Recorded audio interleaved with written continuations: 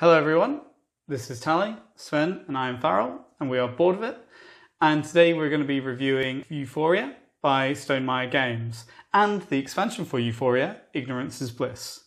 For 2 to 6 players, Euphoria tells the story of a dystopian society and your role in it as you use workers under your control in an attempt to climb the societal ladder.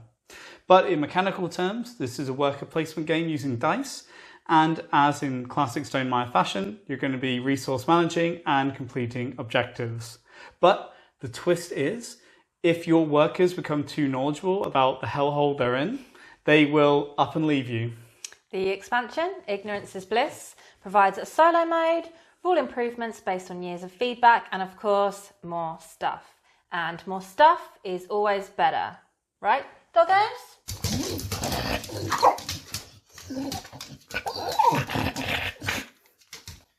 Nicely.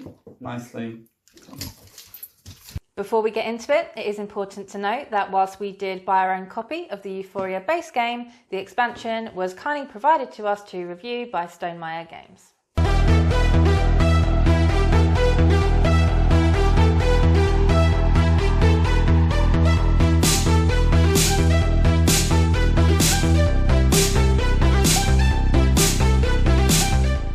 The goal of Euphoria is to be the first player to collect 10 stars, which can be achieved through various contributions to society. The board is split into 4 distinct societies, with each society producing a different type of commodity and potentially a resource, with the resources being more valuable. There are a variety of spaces for dice placement, and placement will usually generate commodities and resources for the player. However, being dice, the effect of any location will alter depending on the value of the dice you place there and the value of any existing dice in that location. For example, placing a 3-value dice here would get you 1 peach, but then placing another 4-value dice in the same location means that the total adds up to 7, and then you would get 1 peach and you'd also lose a knowledge. Your turn will consist of placing a dice in a location, or you can remove as many of your own dice from the board as you wish and then re-roll them. Generally, you'll start by placing your dice in these commodity-producing regions, and then later on you'll trade those commodities for resources, and then you'll use the resources to either build marketplaces, which will get you stars, or obtaining relics, which can be traded for stars. Euphoria is very much a turn optimization resource management game via dice management.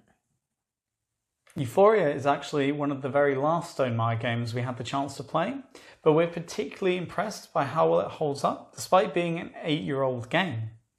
And a lot of the reason we like it is probably because we're big fans of Scythe, and this feels in some ways like a proto-Scythe.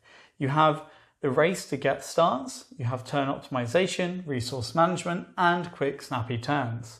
And this means that the lead on this video is going to be we enjoy this game and all of our friends enjoyed this game. That said, it perhaps doesn't quite reach the high bar of other Stonemaier games, due to the fact that at times it can be a little bit finicky and random.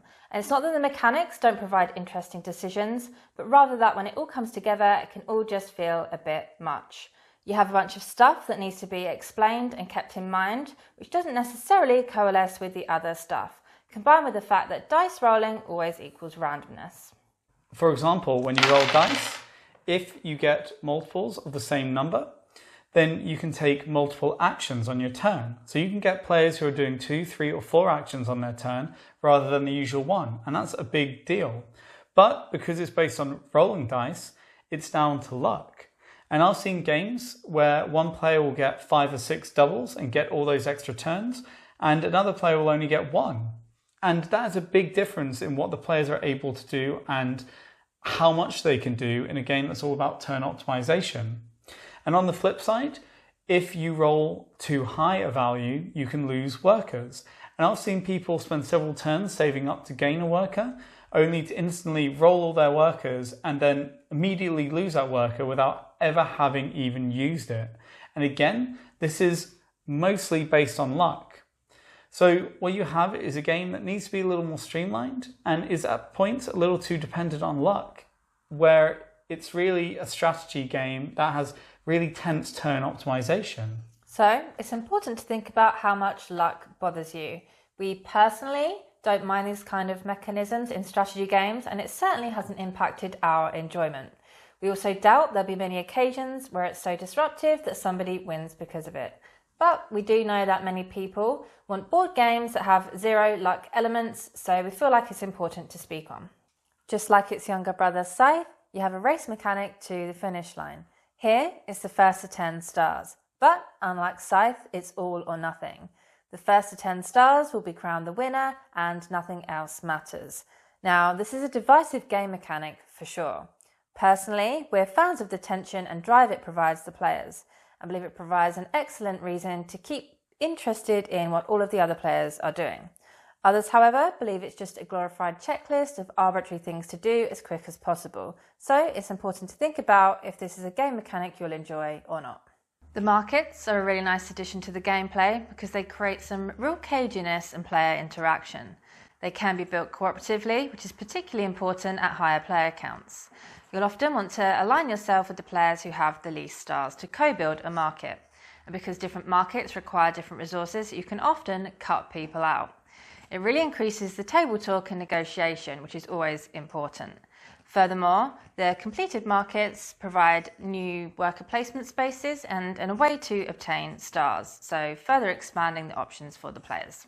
The marketplaces also have their own downsides though. You see, once a marketplace is built, if you do not have a star on it, you'll get hit with a penalty. Something like if you roll a 5, you have to give up resources or commodities. And this means that while a fun addition to gameplay, once all the markets are in play, it becomes very difficult to track who has what penalties, with this becoming incredibly chaotic at high player counts. And it just leads to people accidentally cheating because they're having difficulty remembering what sub-rules are applying to them at what time. And on the flip side, when you build a marketplace, you unlock a new worker placement space that might allow you to gain a star.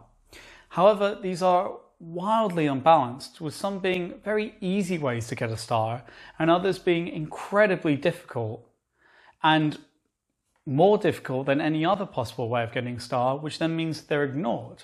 So while we enjoy the marketplaces and they do add this fun element to gameplay, they have a few rough edges. Another interesting mechanism are the recruits you choose at the beginning of the game. You're given 4, which you then need to whittle down to 2, and one will begin the game face up and the other hidden. Each recruit belongs to a faction and has a special power, so the decision of which ones to choose is an important one. Even more important is if the players together move the influence to the end of each faction's respective track. Every player who has a recruit from that faction will gain a star per recruit. These are a really nice addition to the gameplay, as you'll typically pick the ones with the powers that sound the most interesting to you. So it gives you a bit of subtle direction and gives you a faction to work towards in a game that would otherwise start directionless. Plus, a bit of asymmetry and the puzzle of how to best use your powers is an advantage to the gameplay. The game comes with a lot of unique recruits as well, so it adds some nice variability. An issue at higher player counts is that the more recruits of a certain faction there are around the table, the more likely it is that that faction will reach the end of its track and reward stars. So if you play a 4-player game and you're the only person with Icarites, you're going to be in trouble. And what's worse is that if your hidden recruit is of a faction nobody cares about, it makes it that much harder to flip that card and get access to your second power. So other players will end up having an advantage over you. And what makes this irritating is that there's no way to know, because you don't get to see what other players pick, and you have no way to know what their hidden recruits faction is. Now we move on to talk about the expansion, and it's important to note everything we've said about the core box up until this point, because this expansion and what comes in it, the modules and the rule changes, are an attempt to fix many of the criticisms that we had about core Euphoria. Now, what comes in it is a new deck of recruit cards, and in these recruit cards you get factionless recruits. And these have quite interesting game-breaking powers, so they're more powerful than the average recruit, but with the caveat that you obviously can't get a faction star from them. Then you also have new marketplaces, and you have a new bazaar sideboard. And this bazaar sideboard completely changes the way you obtain relics, because before, where it was pretty much down to luck what you drew, Now you have a choice of 4, with the first one being free and then them gradually getting more expensive. And speaking of boards, you get a new player board that allows you to keep track of your knowledge and morale and your workers, resources and commodities. This is an excellent expansion, particularly if you're looking for more strategy and more crunch. The fact that you now have a relics board improves an aspect of the game that was suffering from randomness. And in addition, it combines really well with the new marketplace tiles. These are actually quite balanced in terms of what they require for you to get a star. And interestingly, they seem a little more mean in the punishments they give out than the old marketplace tiles. Similarly, the recruits seem more tricky to use unless you're an experienced Euphoria player, but they're definitely interesting. And a personal favourite of mine is the new player board.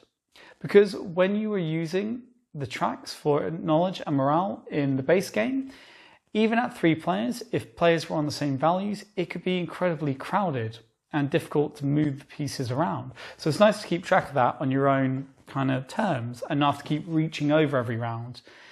In addition, it's just generally a quality of life improvement to not have your components all over the table and be able to neatly place them where they should go. The expansion also comes with several rule updates. One important one being that if you roll your workers and you get multiple die with the same value, then you can no longer just use them all in one turn. If you want to do that, you have to pay morale for each one beyond the first die. And we're big fans of this because in the base game, this is something that is incredibly powerful but completely random, making it unbalanced. Now it becomes much more of a tactical decision because you have to weigh up if you want to pay the cost or not. Then, if you start the game and your active recruit has a faction that is in the minority, you will get some extra resources, which is great, but important to remember that this doesn't apply to your hidden recruit, so you don't really get any help there if your hidden recruit is of a faction not in the majority. The miners will start in different positions now, depending on how many players you have in the game, so it makes the game quicker at a lower player count, and it also makes it easier to flip your hidden recruit. Finally, on the marketplaces, where previously you had to go to a different space to get a star on them, now you can just do the marketplace action itself and put a star on that marketplace, which is just a nice streamlined change. And what's great about this expansion is that it can fit into the base game pretty seamlessly without really needing to explain any new rules. But what's bad is that you can only use the new recruits or new marketplaces together, but you can't use them in combination with the old recruits and the old marketplaces. So you've got to pick kind of the old stuff or the new stuff, which I'm not a big fan of when games do it, particularly here as the old base game has so many different recruits with different powers, many of which I haven't even got the chance to see yet, despite multiple plays. And the game also comes with big chunky wooden resources to represent 5 commodities. But I'm not really sure why these were necessary, because it's not a game where you hoard resources. It's a turn optimization game, so you're always in flux with what you have, because you're spending it immediately. I don't think I've ever played a game where I've had more than 4 of a commodity. But you can't say that it drives up the price, because the thing is, for this expansion, price is actually really low for what you get in the box. So, final thoughts. If Euphoria is a retro game that you missed, and you're a fan of other Stonemaier games, in particular Scythe, then we can definitely recommend Euphoria to you. Otherwise, if you like turn optimization, resource management race games, this is also going to be for you. But should you get the expansion? Well, it depends how much luck you like in your strategic games. There's no doubt that the expansion tightens up the gameplay of the base game, but what we would say is that play the base game a few times first. If you enjoy it and you want more stuff, then we definitely recommend the expansion. Or if you play it, you like it, but you wish it was just that bit more balanced, then also get the expansion. If you already have the game, then yeah, third time we also recommend the expansion. Just know that the content is a little bit tougher and we think more puzzly and complex. So basically you want to play the base game first before you think about it. But that has been our review of Euphoria and Euphoria expansion, Ignorance Is Bliss. Thank you for watching, and if you have any questions, let us know. Let us know if you enjoy Euphoria, if you're going to get the expansion, if you like the expansion, and if you haven't already, we'd really appreciate it if you could subscribe. But thanks again for watching. Bye. Bye-bye.